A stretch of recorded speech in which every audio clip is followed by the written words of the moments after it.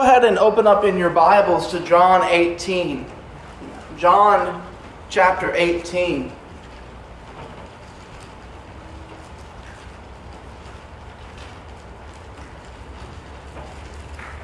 This chapter chronicles Jesus' betrayal and his trials.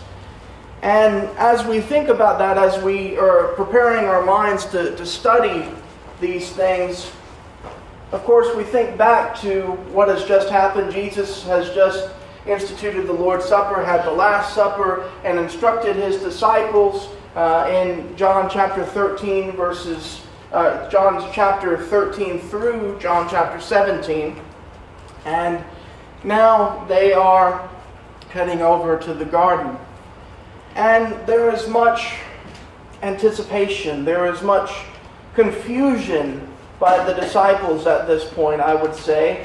And of course, much dread and sorrow and anguish in Jesus. But what is interesting to me is that John doesn't necessarily focus in on those things. He doesn't focus in on the things that we might expect him to. He's gone very personal with Jesus so far and shown the words of Jesus that weren't in the other Gospels. But when it comes to the trial and crucifixion of Jesus, John is sometimes very matter of fact and doesn't give a lot of detail. And I find that very interesting. I don't know exactly how to take that. But as we go along tonight, I will try my best to kind of highlight the things that John highlights and also make mention of the things that he has left out. So reading John chapter 18, let's start in verse 1. When Jesus had spoken these words, he went forth with his disciples over the ravine of Kidron, where there was a garden, in which he entered with his disciples. Now Judas also, who was betraying him, knew the place, where Jesus had often met there with the disciples. Judas then, having received the Roman cohort and officers from the chief priests and the Pharisees, came there with lanterns and torches and weapons. So Jesus, knowing all the things that were coming upon him, went forth and said to him, "Whom do you seek?" They answered him, "Jesus the Nazarene." He said to them, "I am." And Judas also, who was betraying him, was standing with them. So when he said to them, "I am," they drew back and fell to the ground. Therefore he again asked them, "Whom do you seek?" And they said, "Jesus the Nazarene." Jesus answered, "I told you that I am. So if you seek me, let these go their way. To fulfill the word which you spoke, of those whom you have given me, I lost not one." Simon Peter then, having a sword, drew it and struck the high priest's slave and cut off his right ear, and the slave's name was Malchus. So Jesus said to Peter, "Put the sword into the sheath. The cup which the Father has given me, shall I not drink it?" So the Roman cohort and the commander of the officers of the Jews arrested Jesus and bound him. So, John talks about them going over to the garden, and he does not mention at all Jesus' prayer, how Jesus went into the garden and left some of his disciples and then took the main three with him a little further and then left them there and then went further into the garden and prayed by himself. No mention of that in John. We go straight to the betrayal. Another thing that John mentions that I did not find in the other Gospels is that Judas had received a Roman cohort. Now, the word Roman is in italics in my Bible, the New American Standard Bible 1995 edition, meaning that it was supplied by the translators in order to give what they think is the proper meaning. My guess is that by the word cohort, whatever that is in Greek, that they felt like supplying the word Roman was necessary because that was the word used to talk about such things. If that is the case, that Judas was supplied a Roman cohort, the other Gospels don't mention that. They just mention people with swords and clubs, which you think the disciples, they might have been able to kind of fight and take. But if it's true that Judas had a Roman cohort, this makes what Peter is about to do all the more foolish, because Romans are trained soldiers and would cut down 13 men, 12 men very easily. But also we have another thing that is only in John. Jesus asked, "Whom do you seek?" And they say, "Jesus the Nazarene."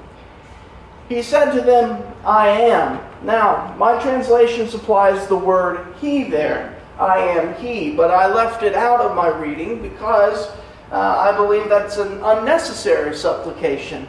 I believe that "I am" better fits what Jesus was trying to say, just as in John chapter 8 when he said, "Before Abraham was, I am."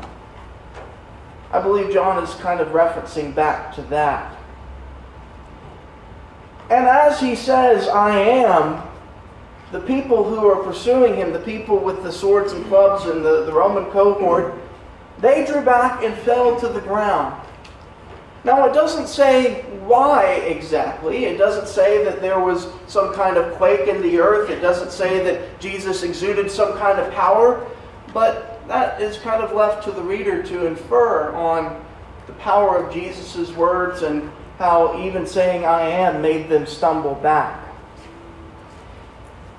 And then he asks again, "Whom do you seek?" Jesus the Nazarene. And he says, "I told you that I am." And he says, "So if you seek me, let these go their way." So he's willing to give himself up, but he wants them to not take his disciples. And John says that that was to fulfill the word which he spoke back earlier that we read, "Of those whom you have given me, I lost not one." Jesus prayed that in John chapter 17.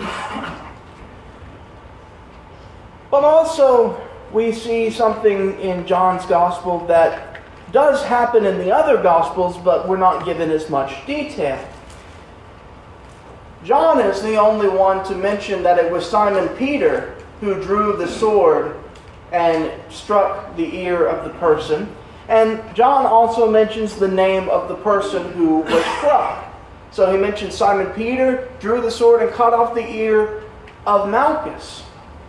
But what is absent is John does not say that Jesus healed the ear. I find that interesting as well. But understanding Peter, if John's gospel didn't exist and we had to guess who was the one who drew the sword and struck the high priest's servant, we'd probably guess Peter. So it's not really a surprise to us. And we see Peter's rashness once again, but also I think of what Jesus predicted. Jesus said, "You all will leave me." And Peter said, "No, I would go even to the death for you." He was prepared to fight for Jesus. And maybe he was thinking about that. Maybe he was looking to prove himself to Jesus here.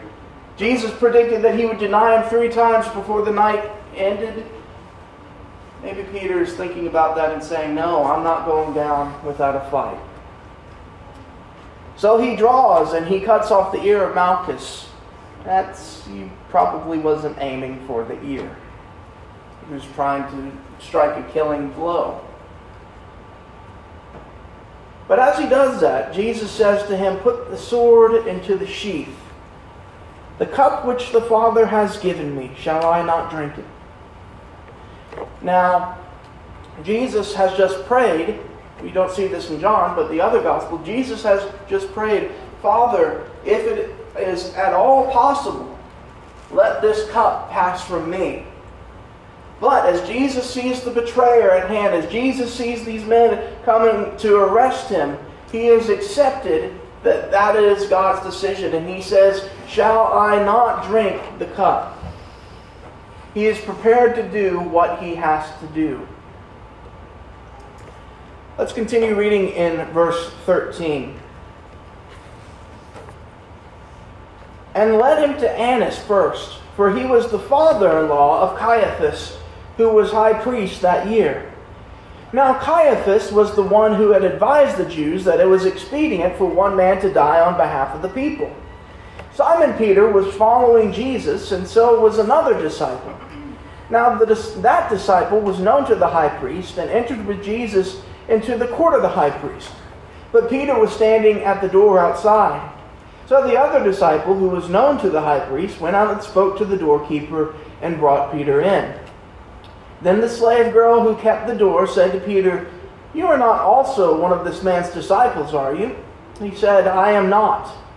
Now the slaves and the officers were standing there, having made a charcoal fire, for it was cold and they were warming themselves. And Peter was also with them, standing and warming himself. The high priest then questioned Jesus about his disciples and about his teaching. Jesus answered him, "I have spoken openly to the world. I always taught in synagogues and in the temple, where all the Jews come together, and I spoke nothing in secret. Why do you question me? Question those who have heard what I spoke to them. They know what I said." When he said this, one of the officers standing nearby struck Jesus, saying, "Is that the way you answer the high priest?" Jesus answered him, "If I have spoken wrongly, testify of the wrong. But if rightly, why do you strike me?" So Annas sent him bound to Caiaphas the priest. Now Simon Peter was standing and warming himself. So they said to him, "You are not also one of his disciples, are you?" He denied it and said, "I am not." One of the slaves of the high priest, being a relative of the one whose ear Peter cut off, said, "Did I not see you in the garden with him?" Peter then denied it again, and immediately a rooster crowed. So again, kind of breaking down what is in John and what is not. John is the only gospel that mentions Annas. Annas is the father-in-law of Caiaphas, who was serving as high priest at the time. But Annas had previously served as high priest.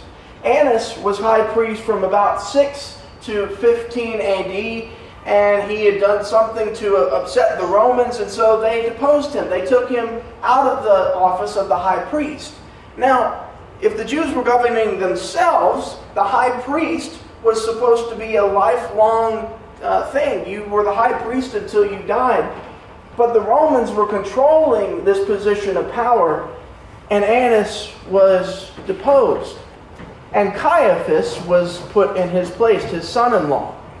Now Caiaphas served from 18 to 36 AD, roughly, so there is a bit of a gap between Annas as high priest and Caiaphas.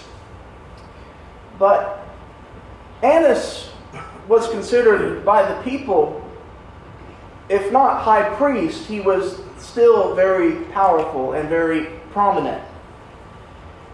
And so they took Jesus to Annas first. Now, in this section, we have Annas and his questioning, Jesus' questioning before Annas. What we don't have is Jesus' questioning before Caiaphas. That is found in the other Gospels. And so I find that interesting that John includes one but not the other.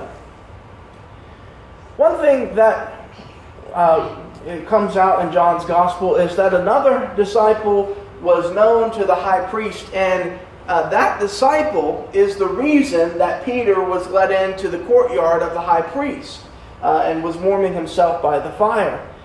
We don't know who this other disciple is. I've seen some commentaries say that this is John speaking about himself, but John was a fisherman and doesn't seem to be the type that would be rubbing elbows with, the high priest and the political high-ups. And so some are confused about this as to who this disciple is. Honestly, I don't think that it matters who the disciple is.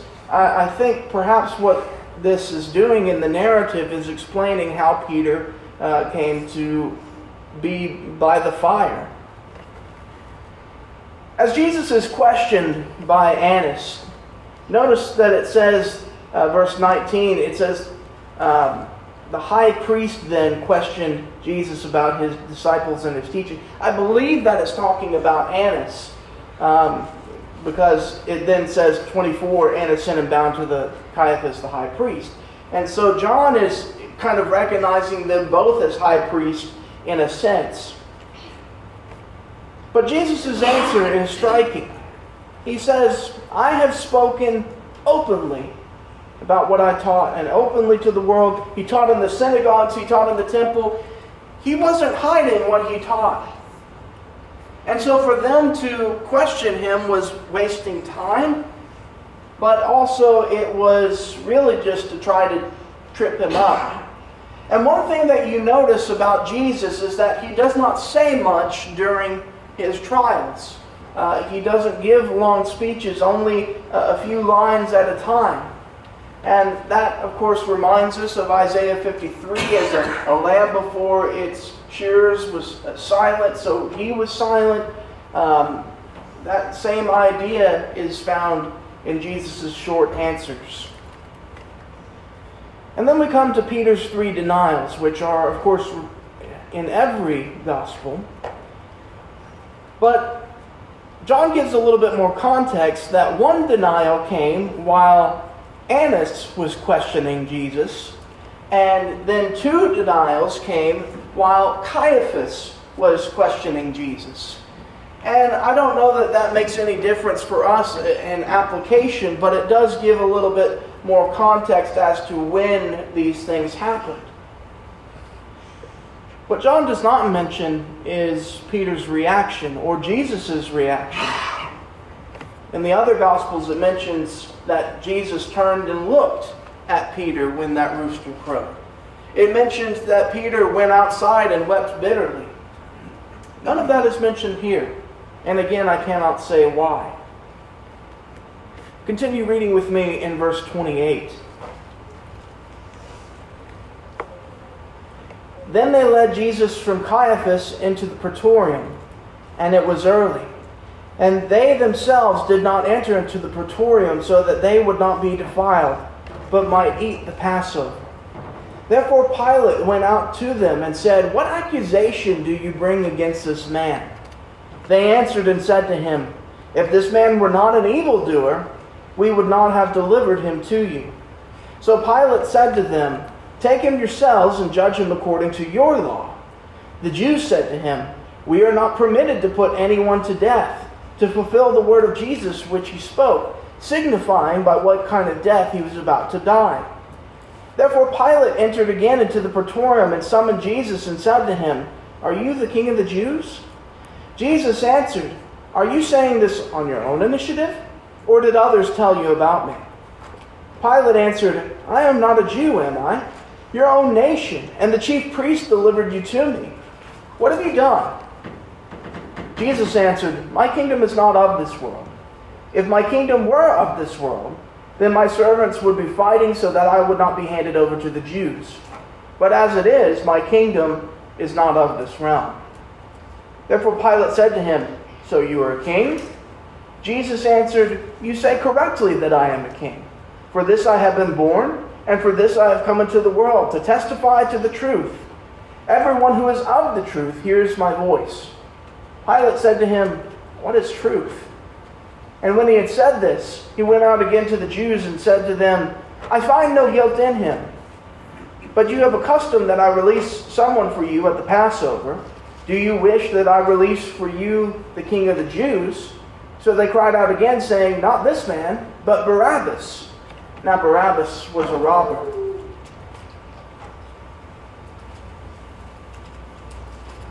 So Jesus is led into the praetorium, and the people who are leading him, the Jews and the chief priests, they do not actually enter because they are worried about defiling themselves for the feast. Now, one thing we want to note here is that they wanted to eat the Passover. That's what John says. Well, there's a problem with that, and that is the Passover, at least what we would understand, was eaten the previous night. This is into the hours of the morning, and Jesus had observed the Passover with his disciples, and probably they had observed the Passover as well. And if they hadn't, well, it's kind of too late because it's gone into the early morning at this point. At least that's how I would understand it. I find it more likely that what John is doing is something that was done at the time. He's not making something up. But the Passover, that word Passover, was often used not just to talk about the Passover meal itself and the observance of that, but also the Feast of Unleavened Bread that followed it. And that is why they do not enter the praetorium, so that they can eat the Feast of the Unleavened Bread. But a lot of times that was kind of all jumbled together and called the Passover. They bring Jesus to Pilate, and Pilate says, "What has he done wrong?" And they don't really have much of a charge, do they? They just say, if he was not an evildoer, we would not have brought him to him. So the general charge there is he is an evildoer. And Pilate says, well, why don't you just judge him according to your law? And they say, well, we are not permitted to put anyone to death. I find that interesting because it doesn't seem to have deterred them in Acts chapter 7 when they got angry with Stephen and decided to stone him. And there are other instances of the Jews trying to kill people. They tried to kill Paul. So it doesn't seem like they really very much care about that idea of trying to kill him and that they're not permitted to kill him. But I believe why they bring him to Pilate is to kind of quell the uproar. It would be seen as the Romans doing it rather than the Jews. So Pilate questions Jesus. And he talks about if Jesus is a king, and Jesus does say he's a king, which would be insurrection, but Jesus says his kingdom is not of this world. And Jesus talks about testifying to the truth, and Pilate seemingly kind of snidely remarks, what is truth? And he comes back out to them, and he declares his verdict after examining him. He says, I don't find any guilt in him. Now, Jesus has just said he was a king, and that would kind of fly in the face of Caesar. Caesar determines who's king and who's not, and Caesar's the ultimate king in the Roman Empire. So, what are we to do with Pilate saying he's not guilty? I think the best explanation is that Pilate does not take Jesus' claims very seriously. I don't think he's concerned about the my kingdom is not of this world part. I think that even if Jesus claimed to be a king, he doesn't really fit the part, and Pilate does not see him as a threat. And so he takes Jesus out. And by the way, one thing that is mentioned in Luke is that there were actually kind of two trials before Pilate. They send Jesus before him the first time. Pilate finds out he's a Galilean and then sends him to Herod. Herod questions him, doesn't get anything out of him, sends him back to Pilate. And that's kind of where we are now in this second trial. Pilate says that he's not guilty, and so that should have been it. But he says, but you have a custom that I release someone for you at the Passover. Do you wish then that I release for you the King of the Jews? Again, I think he's using that term quite mockingly, and he doesn't consider Jesus as a threat. But they cried out, not this man, but Barabbas. Now, John calls Barabbas a robber, and he may very well have been. Luke calls Barabbas, he says that he's guilty of insurrection and murder. Barabbas was guilty of the thing that they were trying to get Jesus found guilty of. See, in the Jewish trial, which is not found in John's Gospel, but in the other Gospels, in the Jewish trial, the charge that they found him guilty of was blasphemy, because he said that he was the Son of God. But the Romans don't care about blasphemy. They don't care that he said that he was the Son of God. So they try to get him to fall guilty to Pilate on this idea of insurrection, rebellion against Caesar, which we will see later on in chapter 19. But Barabbas was guilty of that. It said that he was an insurrectionist. He was rebelling and he committed murder. He was a murderer. I find that interesting. So an insurrectionist, murderer, and robber, they are crying out that he should be released. Now, it is a little bit interesting what Barabbas' name means. It means either son of the father or son of the teacher. And some have taken his name to have a deeper meaning, and that's certainly possibly the case, a foreshadowing or a type of Jesus. But I just wanted to bring that out. John 18 ends rather abruptly, and of course John didn't divide this into chapters, man did, but all we get is Barabbas is a robber. And the rest of the quote-unquote trial of Jesus by Pilate really happens in the next chapter, but that is already kind of the start of the crucifixion. And so what are we to take from John chapter 18? I would like to give you two applications before I give you the lesson. Number one, I'd ask you, are you a kingdom citizen? Jesus talks about his kingdom. He says, my kingdom is not of this world. And a lot of people today think that Jesus is going to come back and reign for 1,000 years on this earth in Jerusalem, despite the fact that he says right here, my kingdom is not of this world. But we're left to ask, if it's not of this world, well, what is it? What is the kingdom? Well, we see the eventual establishment of the church, and we see passages such as in Colossians where it talks about God transferring us into the kingdom of his Son. And we understand that the church is, at the very least, part of this kingdom. I wouldn't say that the church is the kingdom, but the church certainly is this kingdom fulfillment for right now. I guess you could say it that way. And so, are we part of the kingdom? Well, you might say yes, but consider what Jesus gives as criteria for that. He says, for everyone who is of the truth hears my voice.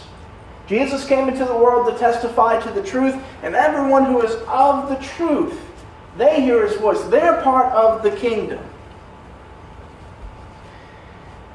And so there are a lot of ways that people say that you get to be part of the kingdom and do this, do that, but ultimately what it boils down to is you have to be invested in the truth.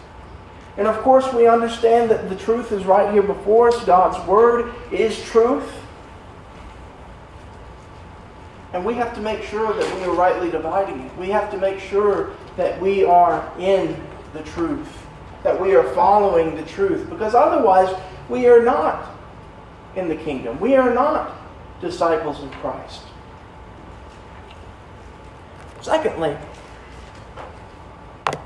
we are all Barabbas. What do I mean by that? We are all Barabbas. Here is a man who was a prisoner and had seemingly already been sentenced, and he would have died for his crimes.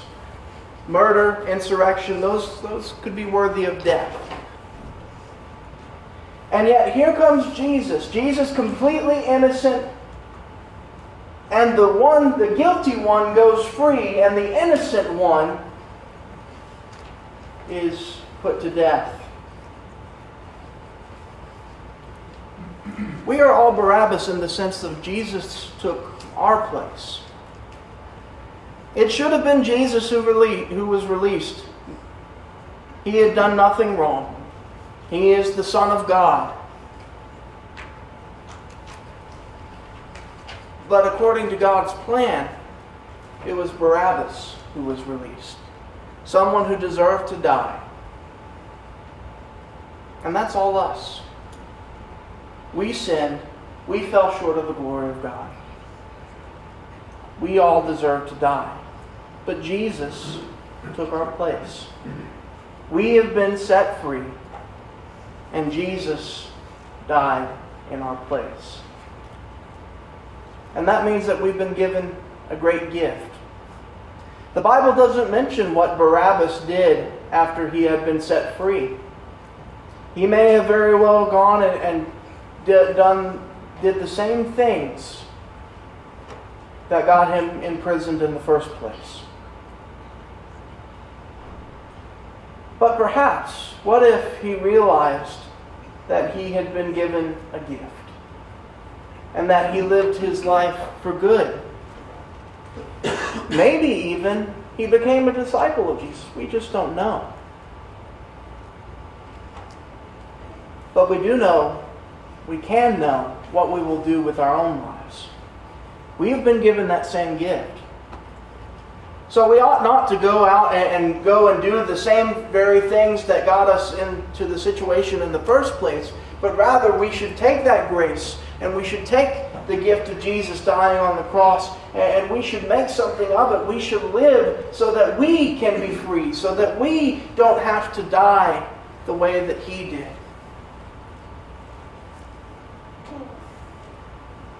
And that is what we ultimately should take from this chapter. Let us not waste the gift that has been given us. This evening, if you haven't obeyed the gospel of Jesus Christ, you are wasting that gift. Or if you are a Christian and you're out and sinning and living a life that is contrary to the way that God would have you to live, you're wasting that gift. But right now, you have an opportunity to set that right. Our Lord is gracious, and if you need to be baptized for the remission of your sins, He will forgive you. And if you have been baptized and need to make confession of your sin, He is gracious to forgive you. And so as we sing this invitation song, won't you come while we stand and sing?